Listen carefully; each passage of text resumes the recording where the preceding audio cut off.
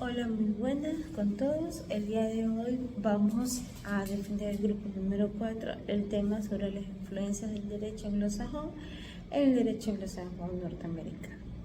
Yo soy Michelle Tolosano y pertenezco al grupo número 4. Mi tema es sobre las influencias y el origen de los common law.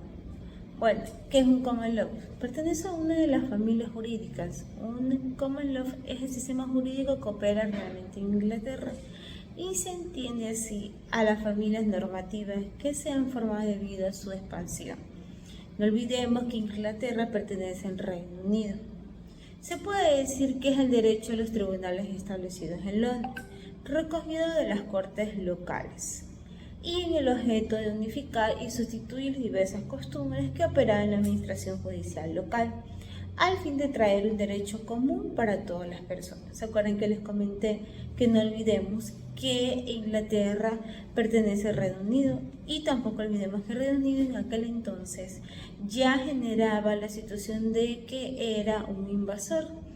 Iba provocando o iba teniendo, como su nombre dice, algunos reinos aledaños que vayan unificándose. Entonces, ¿qué sucedía? Con este gran auge de diferentes costumbres, pasaba de que quizás iban a un territorio y la ley era uno, iban a otro y su origen de costumbre era otro. Entonces, ¿qué sucedió? Trataban de establecer una administración judicial que se trate de lo más parecido para que haya una unificación. ¿Ok? ¿Qué es common law? Bueno, common law es la familia y es la segunda familia de los derechos. Comprende el derecho de Inglaterra y los derechos que moldean sobre el derecho inglés. Common law presenta características tradicionales muy diferentes a las familias de los derechos, de los sistemas de derechos romanos germánicos. Se formó por los jueces que tenían que resolver muchas controversias en aquel entonces y existía una gran variación de costumbres, de idiomas, por esta gran recopilación de diferentes nacionalidades, ¿no? Y realmente en estas controversias muy particulares continúan teniendo hasta nuestros días en el día de hoy. Quiero compartir con ustedes una parte en donde queremos analizar un poco sobre las características del derecho anglosajón, ¿no?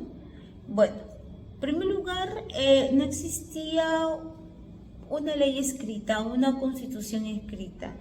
Las leyes eran muy codificadas. Ya, las decisiones judiciales eran muy forzosas. La decisión se daba por los tribunales, que eran la última instancia y podrían ser anuladas por el mismo tribunal o a través de la legislación. Tenía una gran amplitud o una gran amplia libertad de contratación para tener una exposición de contratos de ley. Ya, generalmente todo lo que no estaba escrito estaba permitido. ¿Ok? Tenían esas particularidades, realmente este tipo de derechos que se dan en aquel entonces. Bueno, hasta aquí mi intervención, ha sido un gusto, le voy a dar paso a mi siguiente compañero que va a explicar un poquito más el tema. Gracias. Historia del derecho inglés. El derecho inglés no conoció una renovación del derecho romano, tampoco se caracterizó por mantener un modelo francés, ni tampoco un modelo romano-germánico. Más aún, sí guardó características del derecho europeo. Es decir, que, en pocas palabras, el derecho inglés se elaboró bajo unas bases de autonomía propia.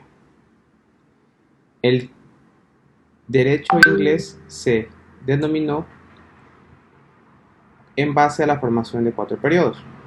Primero, el periodo anglosajón, que se debió a la invasión normanda hasta el fin de la misma. Y aquí, con el rey Alfredo VIII el Grande, determinó sentencias de derecho en base a las costumbres del pueblo normando y también por otros tipos de sentencias llamados las ordalias. En el siguiente periodo tenemos que va desde Guillermo el Conquistador hasta la dinastía Tudor, en el cual se manifestaba mucho el poder del sistema feudal. se daba a cambio de la lealtad hacia el rey del pueblo, cierta autonomía de tierras y beneficios con las personas que se encontraban al mando de las entidades públicas o privadas más leales al rey. En el periodo de 1485 hasta el periodo de 1832 se denominó el equity, donde estaban a la par el equity y el common law, donde se trató de llevar a los tribunales con una igualdad hacia el acercamiento del pueblo, sin privilegiar ningún tipo de las clases, las pudientes y las denominadas clases de trabajo forzado. Hubo un acercamiento, pero debido a la práctica llegó a tener cierto tipo de conflicto por la rivalidad de los dos sistemas. Y en el último periodo tenemos que va desde el año 1872 y se denomina Common Law, que tiene que afrontar los cambios científicos y políticos del sistema y va enfocado en una administración central, sin dejar de mencionar el derecho comunitario europeo. Buenas noches, soy la estudiante Yesenia Gilses. Me ha tocado hablar sobre las fuentes de Common Law anglosajón. Por fuentes entendemos la creación de las normas haciendo distinción del proceso legislativo. Este sistema del Common Law lo encontramos, tal como ustedes ven en la imagen, en esta pirámide, en este orden: la jurisprudencia, la ley, la costumbre, la doctrina y la razón. También vamos a proceder a hablar de cada una de ellas. Judicial, procedente o case law. Jurisprudencia. Entendemos por jurisprudencia el criterio que sustentó un tribunal de alzada para resolver un conflicto del cual no es clara la interpretación.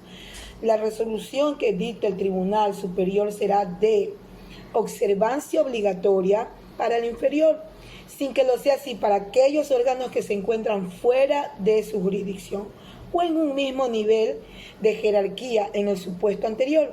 Cada juicio del órgano jurisdiccional aplicará dicho criterio con libertad de jurisdicción. Este se conoce como un precedente persuasivo. Vamos a hablar de la legislación o statutory law, que es la ley.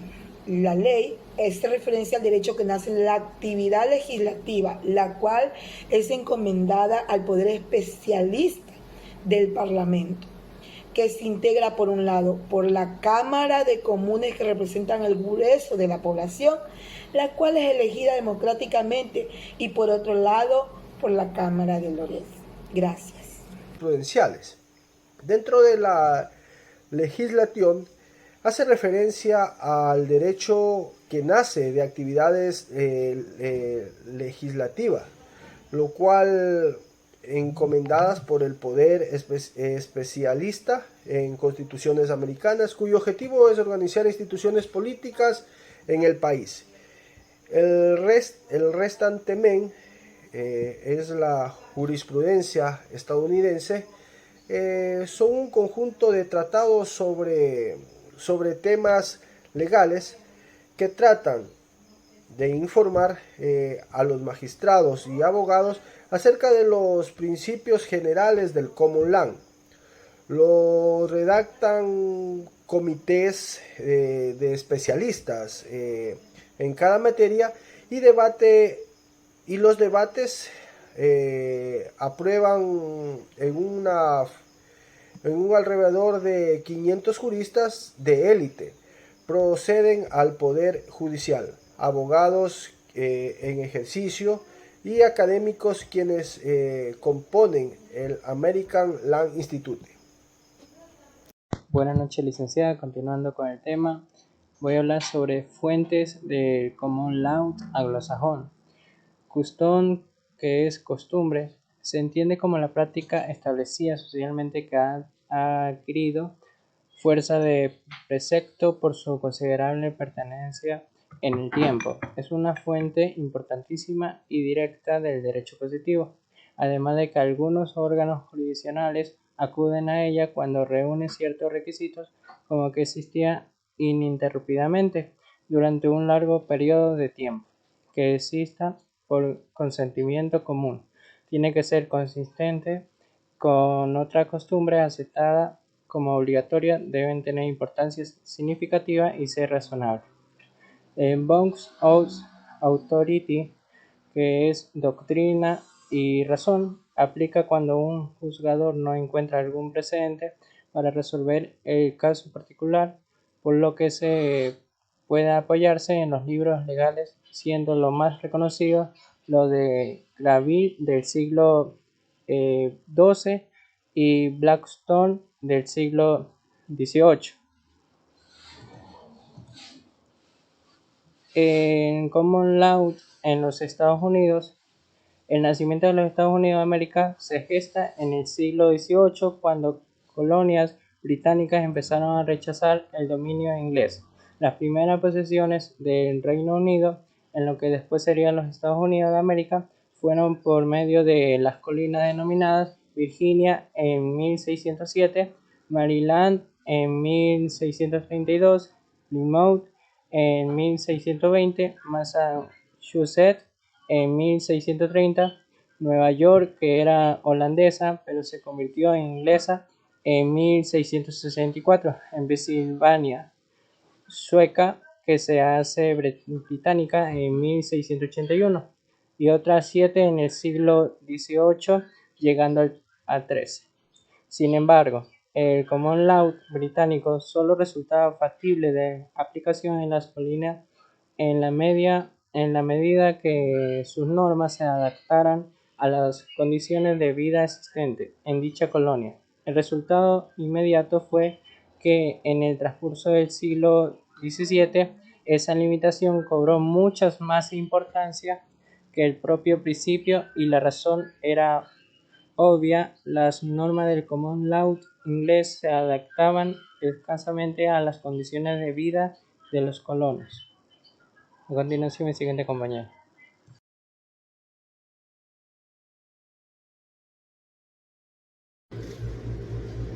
Continuando con la definición de cada uno de estos presupuestos normativos, tenemos al American Law Institute. Es una organización fundada en 1923 por cientos de abogados, jueces, catedráticos de Derecho. Su propósito contenido en su estatuto fue promover la clasificación y simplificación del derecho y su mejor adaptación a sus necesidades sociales, asegurar la mejor administración de justicia y alentar a realizar trabajos académicos y jurídicos. Tenemos también la regla del stare decisis. Establece que las resoluciones de los tribunales superiores vinculan a los inferiores, convirtiendo así la jurisprudencia en fuente del derecho. En virtud de este principio, los jueces deben fallar atendiendo a resoluciones similares dictadas anteriormente, de tal forma que se vincula de manera horizontal la decisión del juez con las decisiones pasadas y de manera vertical la de los tribunales superiores. Por tanto, el control del stare decisis se consigue mediante el sistema de recursos. Por último, tenemos el Equal Protection of the Law. La Constitución de los Estados Unidos de América garantiza a todos los ciudadanos la igualdad frente a la ley en todas las entidades federativas de la Unión Americana, expresada en la 14ª enmienda constitucional. La frase igual protección de la ley, comúnmente conocida como la cláusula de igual protección, proclama que ningún gobierno estatal puede aprobar leyes que discriminen injustamente a nadie por ningún motivo. Hay dos limitaciones importantes a la igual protección de las leyes. En primer lugar, solo se aplica a la legislación a nivel estatal. En segundo lugar, otorga la protección solo del gobierno y no de organizaciones privadas como empresas o escuelas privadas.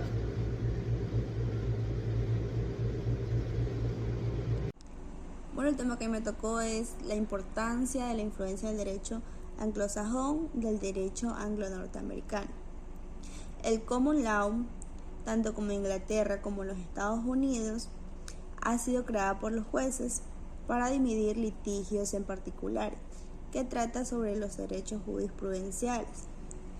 De esta manera, los derechos sustantivos que están integrados por el cuerpo de derecho no escrito que se hallan en las normas establecidas por los tribunales de justicia y en los principales lineamientos de dichas normas jurisprudenciales. Es decir, que el Common Law ha sido integrado por las bases para la determinación de los hechos jurisprudenciales más relevantes, tanto de aquellas que emergen de manera directa como aquellos que se refieren de los primeros. Gracias.